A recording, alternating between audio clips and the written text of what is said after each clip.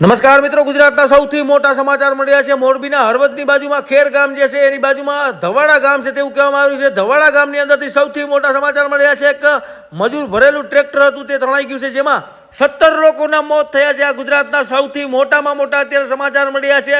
વાત કરવામાં આવે તો અત્યારે એનડીઆરએફ ટીમ રાજકોટથી આવી છે, રેસ્ક્યુ ટીમ તેમજ આર્મીની ટીમો પણ મંગાવવામાં આવી છે. સૂત્રો દ્વારા એવું જાણવા મળી રહ્યું છે.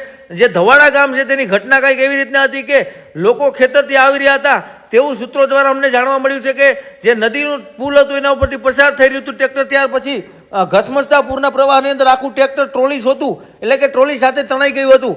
ત્યાર પછી એવું કહેવામાં આવે છે કે એમાં 21 લોકો સવાર હતા અને 21માંથી 8 લોકોના કમકમાટી ભર્યા મોત થયા છે, જ્યારે 9 લોકોને બચાવી લેવામાં આવ્યા છે. અત્યારે સૌથી મોટા સમાચાર મળ્યા છે કે છેલ્લા 24થી 28 કલાક થયા રેસ્ક્યુની ટીમ ચાલુ છે અને લાશો જે છે હજી પણ મળી નથી તેવું પણ લોકો માની રહ્યા છે.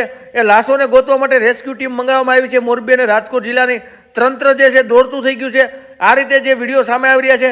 તમારા ગામમાં કેવો વરસાદ છે અને તમે કયા ગામથી વિડીયો જોવો છો કોમેન્ટ કરજો. અને હજી પણ વાત કરવામાં આવે તો આવતા 24થી 48 કલાકમાં હજુ પણ અતિ ભારે વરસાદની આગાહી કરવામાં આવી છે. નદી નાળા ડેમ વિસ્તાર તેમજ દરિયાકાંઠા વિસ્તારમાં કોઈને જવું નહીં, તેમજ ગુજરાતના કોઈ પણ ગામડેથી પહેલાંથી છેલ્લા સુધીના કોઈ ગામડાને કોઈ લોકોને ફરવા જવાનું નહીં તેવી તંત્રે તાકીદ આપી છે અને ફરવા જવાની મનાઈ કરી દેવામાં આવી છે. તો કોમેન્ટની અંદર કહેજો કે તમારા ગામમાં કેવો વરસાદ છે, કેમ કે આખા ગુજરાતની અંદર એક મોટું ભયંકર વાદળું આવ્યું છે. આ તમે દ્રશ્યો જોવો છો ધવાડા ગામના છે.